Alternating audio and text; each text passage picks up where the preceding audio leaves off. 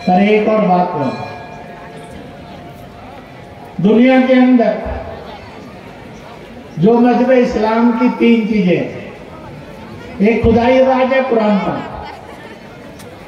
एक हजरत आदम से लेकर मोहम्मद साहब तक जो 26-27 नबी पैगंबर इस्लाम में हुए, उन्होंने जो कहा और किया सुन्नत और हदीस कहलाता, तीनों को मिलाकर शरीयत बोला जाता। इसके अनुसार पूरी दुनिया में अगर किसी पूजा स्थल पर बुद्ध की पूजा होती है, यानी मूर्ति की पूजा होती है, या अन्य किसी मजहब की पूजा होती है, धर्म की पूजा होती है, वहां अगर कुरान पाक नमाज करेंगे तो मालिक उसको स्वीकार नहीं करता। वो नापाक भी मानी जाती है जगह, नाजायज भी मानी जाती है। अयोध्या आंदोलन के अंदर मैंने 500-600 मुस्लिम सभाओं के अंदर ये विषय रखा था। तब मैं भोपाल, ग्वालियर और जबलपुर भी आया था। हजारों की संख्या में मुस्लिम ऑडियंस थी, सब फिरकों के थे, मौलाना, इमाम, शहर काजी भी थे। उनको भी मैंने एड्रेस किया था, उन्होंने माना कि सच यही है। तो मैंने कहा आप तक जितनी नमाज इन जगह की होगी वो तो नाजायज होगी, बर्खास्त हो गई, तो फिर तुम्हारी किस्मत कौन ठीक करेगा? तुम्हें जन्नत कैसे मिलेगी? जन्नत में जाना पड़ेगा। जब मालिक ने नहीं स्वीकार की तो मैं क्या करूंगा और आप क्या करेंगे? यह एक हकीकत है। दूसरा, हर चीज का एक सच होता और सही होता। ऐसे स्थानों का सच और सही क्या? इसी को मानवता कहते हैं, इसी को इंसाफ कहते हैं, इसी को निष्पक्षता कहते हैं। जो सत्य और सही के साथ खड़ा होता है वह निष्पक्ष भी है, मानवतावादी भी है, राष्ट्रवादी भी है, वह सबको जोड़ने वाला भी है। इसलिए हर स्थान का एक सत्य और सही है। ब्रिटिश लोगों ने कहा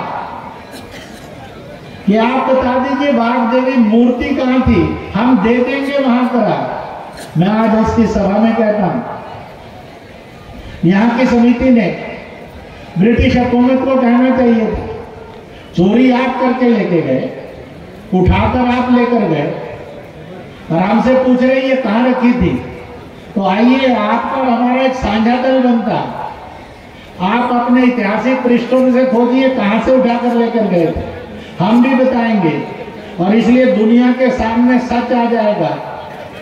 उस समय के शासकों ने जो इस मूर्ति को लेकर गए वो कहां से लेकर गए थे, इसके दस्तावेज हैं, हमारे पास भी उसके प्रमाण है कि यहां से लेकर गए। इसलिए मिलजुल कर और इस देश के अंदर जो इस बात को मानते हैं, राम इमाम के रूप में थे, राम दुनिया के जनकन में ऐसे सब धर्मों के लोग आकर बता दें कि वह मां सरस्वती जो शिक्षा की, विवेक की, ज्ञान की, विज्ञान की, सौंदर्य की, खुशहाली की और मुस्कुराहटों की देवी है, उसका स्थान कौन सा था? इसलिए उनका धर्म बनता, उनका कर्म बनता, उसको निर्धारित करके इस समस्या का समाधान करें। अगर उनमें से कोई भी इधर उधर चलता तो वो बेईमान कहलाएगा, ये नहीं चलेगा। इसलिए अब ये समस्या का समाधान है, मजहब के नाम पर दंगे नहीं थे। गाना तो ये बना, मजहब नहीं सिखाता आपस में वैर करना। मैं आज जब आपके यहाँ साथ शोभा यात्रा में आ रहा था, मैं अगली बार से कहूंगा, मैं 4 साल 5 साल पहले हैदराबाद के गणपति महोत्सव का मुख्य अतिथि बनकर गया।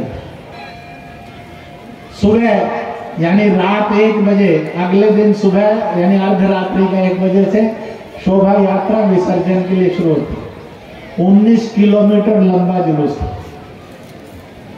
42 लाख लोगों की उपस्थिति का जुलूस था,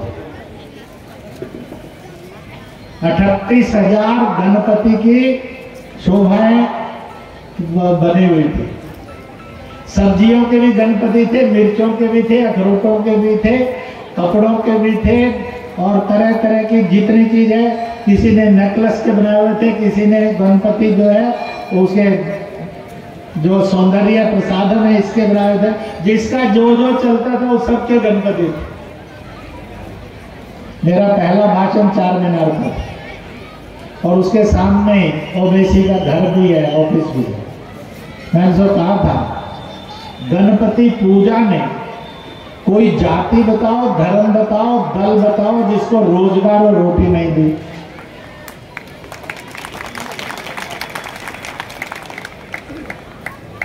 कोई ऐसा इंसान बनाओ जिसकी भूख ना मिटाई हो।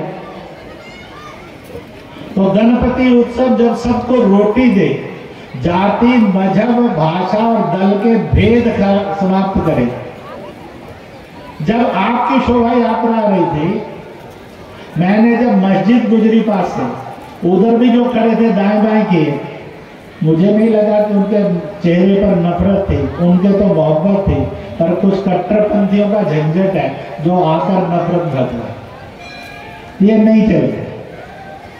और हिंदुस्तान को इससे आगे निकलना, इसलिए हमें हिंदुस्तान इस सरस्वती शोभा यात्रा से वो बनाना है जब मजहब के नाम पर दंगे नहीं होते हैं, जब मजहब के नाम पर प्रेम होता है। इसलिए ये शोभा यात्रा दहशत के लिए नहीं है, यह शोभा यात्रा प्यार के लिए, सद्भाव के लिए, सत्य और सही को जानने के लिए। मैं आपको गारंटी देकर जाता हूं, आपकी इसी शोभा यात्रा पर और इसी शोभा यात्रा में हर धर्म का, हर जाति का, हर दल का आदमी सम्मिलित होगा, चाहे स्वागत में सम्मिलित हो, चाहे चलने में सम्मिलित हो। क्योंकि हम सब आर्यव्रत से आर्य हैं, भारतवर्ष से भारतीय हैं, हिंदुस्तान से हिंदुस्तानी हैं, इंडिया से इंडियन है, हिंद से हिंदू और हिंदवी। ये किसी पूजा से जुड़े हुए नाम नहीं है, यह भारत की राष्ट्रीयता है, विश्व की मानवता। जो इनमें से किसी से नफरत करता है, ना वो राष्ट्रीय है, ना मानवतावादी। और इसलिए मुझे पूरा विश्वास है, आने वाले कल में सत्य और सही को सब स्वीकार करें।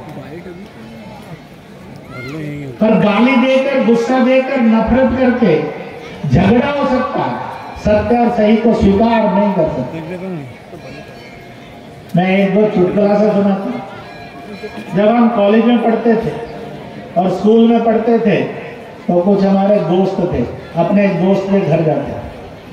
उनके पिताजी और दादाजी बड़े अजीब थे, ऐसे अजीब आप लोगों में बहुत बैठे। कहते थे मैं गधे की औलाद यहाँ। मैं कहता था पिताजी औलाद तो पता लगे, ये गधा कौन है? कभी कभी कहते अरे उल्लू के पट्टे यहाँ, पट्टा तो समझ में, उल्लू कौन है? तो बुजुर्ग कहते थे बेटा इसको गाली देंगे तो घर तोड़ देगा, अपने आप को ही कोसते हम ही उल्लू जैसे थे जो ऐसी नालायक औलाद हैं।